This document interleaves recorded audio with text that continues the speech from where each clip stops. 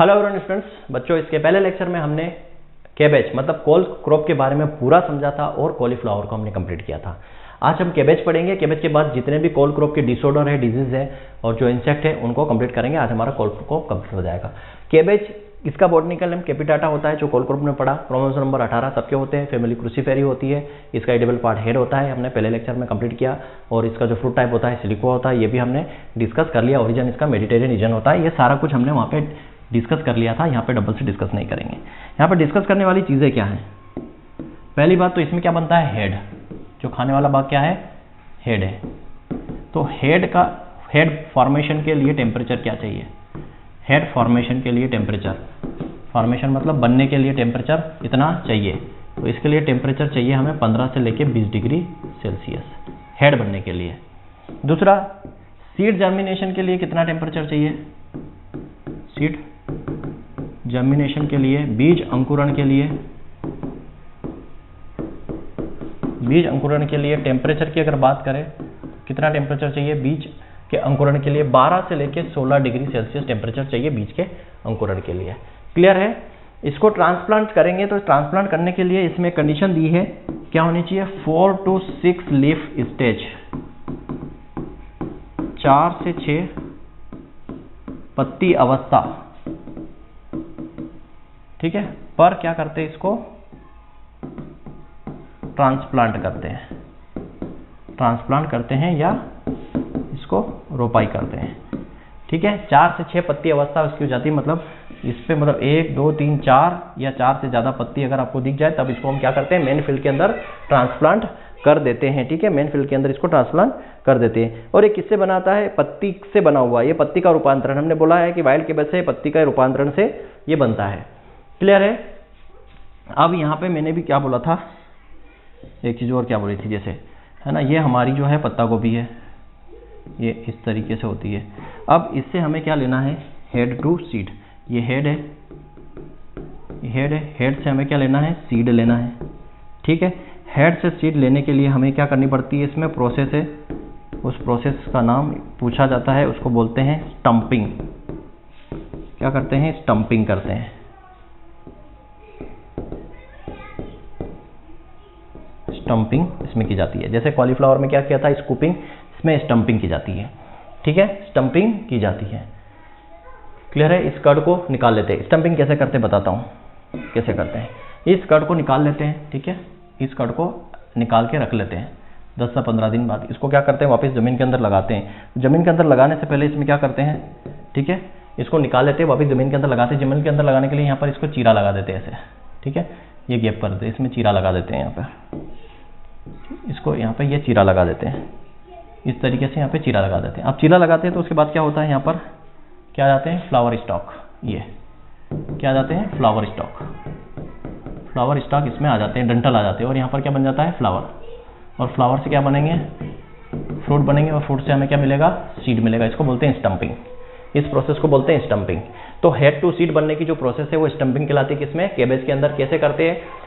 उसका जो कर्ड है मतलब हेड है, इसको हेड को निकाला, जमीन के अंदर लगाया, चीरा लगाया, चीरा लगा के जमीन के अंदर लगाते हैं, वहां से फ्लावर स्टेम निकल आएंगे, फूल बनेंगे, फूल से फ्रूट बनेंगे, फल बनेंगे, फल से हमें क्या मिलेगा? बीज मिलेगा। ठीक है, इसको बोलते हैं स्टम्पिंग। क्लियर है? समझ में आ गई बात? अच्छा, अब इसमें बीज का उत्पादन कितना होता है? सीड प्रोडक्शन कितना होता है?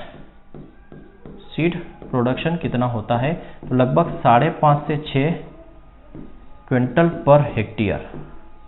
ये याद रखना, 5.5 से 6 quintal per hectare seed production होता है। मैंने क्या बोला? सीड प्रोडक्शन होता है 5.5 से 6। जबकि कॉलीफ्लावर में हमने नहीं पढ़ा था। कॉलीफ्लावर में देख लो कितना होता है। कॉलीफ्लावर में कितना होता है? ये तो हो गया कैबेज में, कैबेज में। और कॉलीफ्लावर की बात करें सीड प्रोडक्शन की, कॉलीफ्लावर में सीड प्रोडक्शन होता है लगभग 2.5 से लेके 4 क्विंटल पर हेक्टेयर जो है कॉलीफ्लावर में सीड का प्रोडक्शन होता है। ठीक है, कॉलीफ्लावर में सीड का प्रोडक्शन होता है कितना? 2.5 से 4 क्विंटल पर हेक्टेयर सीड का वहाँ पर प्रोडक्शन होता है। ठीक, अब यहाँ पे वो ज़्यादा कुछ नहीं हमें देखना है, बाकी सारी चीज़ें हैं। हॉट वाटर ट्रीटमेंट भी करते हैं, 50 डिग्री सेल्सियस पर 30 मिनट तक रखते हैं। ठीक है, वो डिपेंड करता है बीज की कैपेसिटी के, कितना टेम्परेचर पर रखते हैं, कितने मिनट के लिए। किसी 10 मिनट को भी रखते हैं, 5 मिनट भी रखते हैं, 30 मिनट भी रखते हैं। 50 डिग्री सेल्सियस पर हॉट वाटर ट्रीटमेंट किया जाता है ताकि कोई उसमें फंगस हो, जीवाणु वगैरह कुछ हो। ठीक है, इन्फेक्शन हो वो सारा वहाँ से हट जाए। तो हॉट वाटर ट्रीटमेंट करते हैं कॉलीफ्लावर में, याद रखना। ठीक, अब बात करते हैं इसके सीड रेट की। सीड रेट लगभग इसमें जो है, सीड रेट आप लगभग इसमें ले लो, अगर इसमें भी अगर हम डिफाइन करें तो लगभग 500 kg पर हेक्टेयर इसमें सीड रेट होगी। 500 kg पर हेक्टेयर आप इसमें सीड रेट दे सकते हो। और जो अगर मान लो आप लेट वैरायटी ले रहे हो तो 350। यहाँ पे भी क्या है, अर्ली और लेट। ठीक है, पछेती और अगेती। देखो यहाँ पे पछेती और अगेती का कॉन्सेप्ट आपको याद रखना, रटने की जरूरत नहीं है। अगेती है ये और ये पछेती है। अगेती मैंने बोला अर्ली मतलब पहले लगाएंगे। पहले मैंने क्या बोला, ये कूल सीजन क्रॉप है। कूल सीजन क्रॉप इसमें मतलब ठंड चाहिए ही चाहिए। लेकिन अगर हम पहले लगाएंगे मतलब मई जून में लगाएंगे तो वहाँ पर गर्मी बहुत ज़्यादा होगी। तो क्या सीड रेट ज़्यादा होगी, तो लगभग कितनी चाहिएगी, 500 ग्राम पर हेक्टेयर सीड चाहिएगी। और आप लेट लगा रहे हो तो लगभग 350 से 400 ग्राम पर हेक्टेयर सीड रेट यहाँ पर लगेगी। तो कॉन्सेप्ट वही है, सेम सीड रेट है, ज़्यादा कुछ डिफरेंस नहीं है। ठीक है, वैरायटी की बात कर लेते हैं।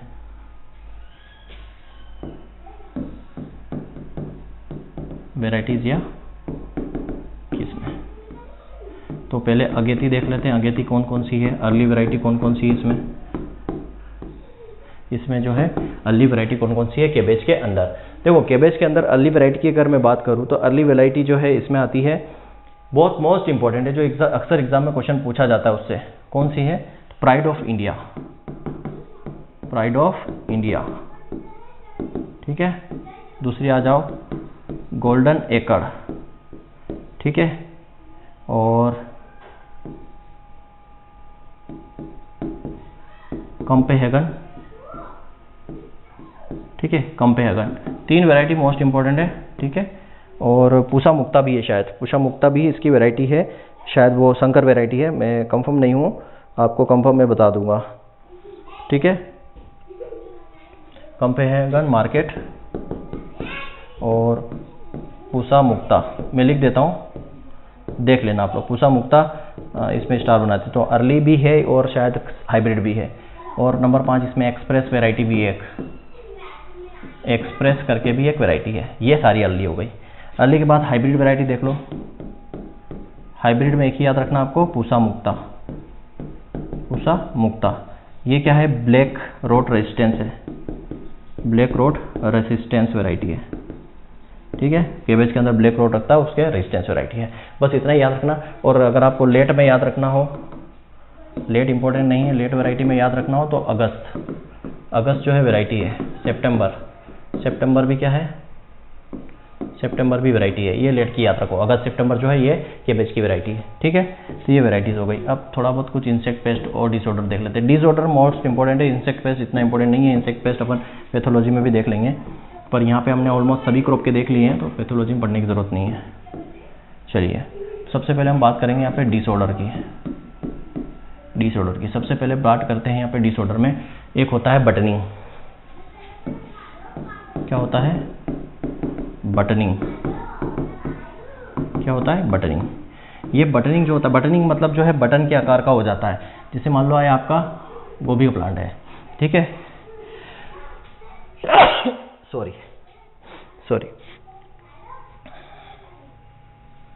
जैसे आपका गोभी का प्लांट है। ठीक है, जैसे आपका ये गोभी प्लांट, इसमें क्या होता है कि जो कट है वो छोटा सा रह जाता है, इतना छोटा सा ही रह जाता है। ठीक है, बटनिंग में क्यों हो जाता है, क्योंकि ये कट जो है ये क्या है, वेजिटेटिव पार्ट है। वेजिटेटिव पार्ट है, समझ में आया। ये एक वेजिटेटिव पार्ट है, ना तो ये फ्लावर है ना ही ये फल है। क्या है, ये फूल से बना हुआ भाग है। जंगली जो केबेज थी उसके फूल से बना हुआ भाग है, मतलब वेजिटेटिव पार्ट है। तो ये वेजिटेटिव पार्ट है, तो सीधी सी बात है, इसको बढ़ने के लिए क्या चाहिए, नाइट्रोजन। नाइट्रोजन जो है वो वेजिटेटिव ग्रोथ के लिए बहुत अच्छा होता है, लेकिन ये छोटा रह गया। मतलब यहाँ पे किस चीज़ की कमी हो गई, नाइट्रोजन की कमी, नाइट्रोजन की डिफिशियंसी। नाइट्रोजन की डिफिशियंसी की वजह से बटनिंग हो जाती है, छोटा रह जाता है। दूसरा आता है ब्लाइंडिंग या ब्लाइंडनेस। ब्लाइंडिंग होती है। ब्लाइंडिंग जो होती है इसके अंदर वो लो टेम्परेचर की वजह से होती है। ब्लाइंडिंग नहीं, ब्लाइंडनेस। ठीक है, ब्लाइंडनेस मतलब अंधा हो जाता है, बोलते हैं ना ब्लाइंडनेस। ब्लाइंडनेस जो होती है वो लो टेम्परेचर, लो टेम्परेचर अगर हो गया ज़्यादा, वैसे तो इसको लो टेम्परेचर चाहिए, कम टेम्परेचर पर बहुत अच्छी होगी, लेकिन टेम्परेचर अगर ज़्यादा लो मतलब इतना लो कि फ्रॉस्ट पड़ गया। ठीक है, पाला, फ्रॉस्ट पड़ गया या लो टेम्परेचर हो गया या पाला पड़ गया, तो वहाँ पर ब्लाइंडनेस आ जाएगी। ब्लाइंडनेस मतलब कट बनेगा ही नहीं। ठीक है, कट बनेगा ही नहीं। फिर होता है होलो स्टेम, ठीक है। होलो स्टेम जो होता है ये एक्सेस नाइट्रोजन की वजह से, एक्सेस नाइट्रोजन की वजह से, मतलब नाइट्रोजन की अधिकता की वजह से, अधिकता के कारण ये बनता है, नाइट्रोजन की अधिकता के कारण ये बनता है। होलो स्टेम का मतलब होता है, जैसे हमने आलू में भी पढ़ा था, आलू क्या होता है, मतलब साइज तो बढ़ जाता है, नाइट्रोजन ज़्यादा हो गई, लेकिन अंदर से वो खोखला रह जाता है। वैसे ही क्या होता है यहाँ पे, कड़ तो बनेगा, लेकिन क्या होगा यहाँ पे, ये एक प्रकार स्टेम है, वो क्या हो जाएगा, खाली रह जाएगा, खोखला रह जाएगा। इसको होलो नाइट्रोजन की एक्सेसता की वजह से ये होता है।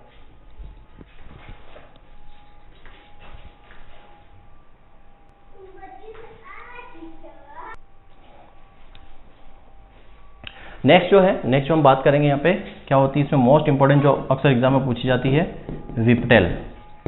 विप्टेल जो होता है वो मोलिब्डेनम की डिफिशियंसी से, मोलिब्डेनम की कमी से होती है। क्लियर है? मोलिब्डेनम की कमी से क्या हो जाता है, मोलिब्डेनम की कमी से यहाँ पर विप्टेल डीसी हो जाती है। विप्टेल के अलावा जो है इसमें क्लोरोसिस होता है, ठीक है। क्लोरोसिस होता है वो किसकी कमी से होता है, मैग्नीशियम की कमी से होता है, और एक ब्राउनिंग होती है बोरान की कमी से। क्या हो जाएगा, नेक्स्ट जो है क्लोरोसिस, ये होता है मैग्नीशियम की डिफिशियंसी से, मैग्नीशियम की कमी से होता है क्लोरोसिस। क्लोरोसिस मतलब पत्ते क्या हो जाएंगे, पीले पड़ जाएंगे। नंबर 6 यहाँ होता है ब्राउनिंग होती है। ब्राउनिंग जो होता है ये बोरान की कमी से होता है। ये मोस्ट इंपोर्टेंट जो है क्या है, इसके डिसऑर्डर है जो आपको याद रखना है, ठीक है। ये हमने पढ़ा था क्या, डिसऑर्डर। अब यहाँ पे इंसेक्ट की बात करें तो इंसेक्ट कौन कौन से इंपॉर्टेंट है, यहाँ पे नाम बस लिख लो आप। एक होता है डायमंड बेक मोथ जो है ये मोस्ट इंपॉर्टेंट इंसेक्ट है, ठीक है। डायमंड बेक मोथ जो है ये मोस्ट इंपॉर्टेंट इंसेक्ट है। ये जो है एग्जाम में अक्सर इसका क्वेश्चन पूछा जाता है कि डायमंड बेक मोथ को कंट्रोल करने के लिए हम लोग क्या करते हैं। तो डायमंड बेक मोथ जो है मोस्ट इंपॉर्टेंट है, इसको आपको याद करना ही पड़ेगा। और प्लूटेला जाइलोस्टेला इसका क्या है, नाम है प्लूटेला जाइलोस्टेला।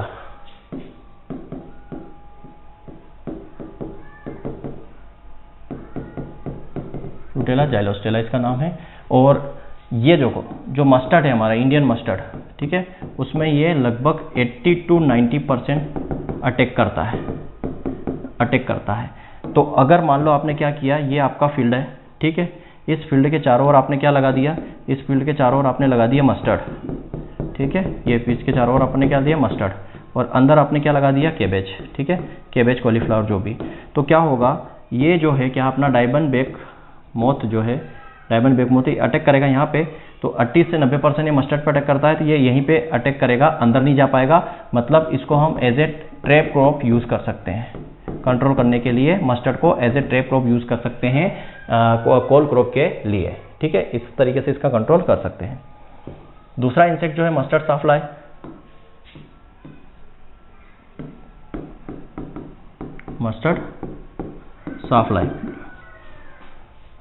एथिलिया प्रोक्सिमा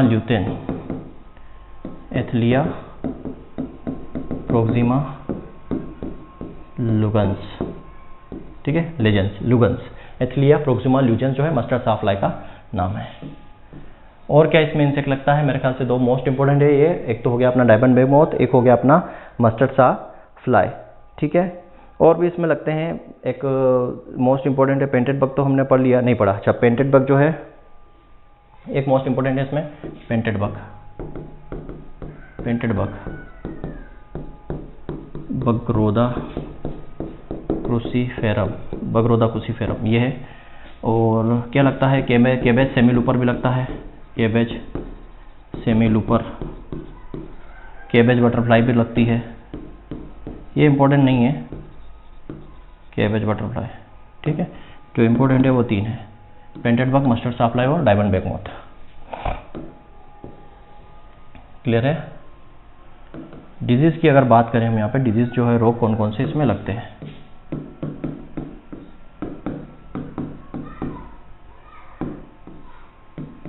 एक तो लगता है इसमें ब्लैक रोट, ठीक है, और इसमें लगता है क्लब रोट लगता है। एक होता है वाइट रस्ट, एल्बुगो कैंडिडा, ठीक है। ये मेजर जो है इसमें डिजीज है। क्लब रोट लगता है, ठीक है, वाइट रस्ट लगता है, क्लब रोट लगता है, वाइट रस्ट लगता है। ब्लैक रोट हो गया, बस यही है। डाउनी मिल्ड्यू और लिख लो 4, डाउनी मिल्ड्यू, ये जो है इसमें रो हो गए। 5वां एक रख सकते हो कर्ड रोट भी लगता है कॉलीफ्लावर के अंदर, ठीक है। ब्लैक रोट ये कोलेटोट्राइकम कंपेस्टिस हो सकता है ना, जेंथोमोनास कंपेस्टिस, एल्बुका कैंडेटा हो गया, डाउनी मिल्ड्यू हो गया, कर्ड रोट हो गया। कर्ड रोट का नाम क्या है? इरविनिया क्रोटोवोरा, अर्विनिया क्रोटोवोरा नाम है इसका, अर्विनिया क्रोटोवोरा जो है कर्ड का नाम है। एल्बुको कैंडिडा किसका है? वाइट रस्ट का है, ठीक है। ब्लैक रोट का क्या हो जाता है? जेंथोमोनास कंपेस्ट्रिस हो गया। वाइट रस्ट का एल्बुडो कैंडेटा, इसका एल्बुको कैंडेटा हो गया। जेंथोमोनास कंपेस्ट्रिस हो गया, ठीक है। और ये होता है क्लब रूट, इसका क्या हो जाएगा? प्लाज्मोडियोफोरा, क्या है? प्लाज्मोडियोफोरा ब्रेसिसी, प्लाज्मोडियोफोरा ब्रेसिसी इसका नाम है। क्लियर है? तो ये सारे इंपॉर्टेंट नहीं है बट पढ़ लेना, ठीक है। इसमें ज़्यादातर जो है आपको क्या पूछा जाएगा? डिसऑर्डर ही पूछा जाएगा। बाकी मस्टर्ड फ्लाई वगैरह तो मैं जब आपको इंसेक्ट पढ़ाऊंगा, मतलब इंटोपोलॉजी पढ़ाऊंगा, तब वहाँ पे मस्टर्ड में भी पढ़ा दूंगा इंसेक्ट, और डिजीज़ जब पढ़ाऊंगा वहाँ पे आपको इसकी डिजीज़ भी वहाँ पे डिस्कस कर लेंगे, कॉलीफ्लावर की, कोल क्रॉप की। बट यहाँ पे डिसऑर्डर जो है मोस्ट इंपॉर्टेंट क्वेश्चन एग्जाम में बनते हैं। तो कोल क्रॉप में बस इतना ही हमें पढ़ना था। कोल क्रॉप हमारी कंप्लीट होती है, बस अब लास्ट बचता है हमारा कुकर बेस, उसके बाद हमारा हॉर्टिकल्चर कंप्लीट होता है, ठीक है। और फ्लावर में 1-2 क्रॉप हम पढ़ेंगे, 1-2 लेक्चर फ्लावर के होंगे और एक लेक्चर आपका PHM हुआ, उसके बाद जो है हमारा हॉर्टिकल्चर कंप्लीट होता है। Thank you very much.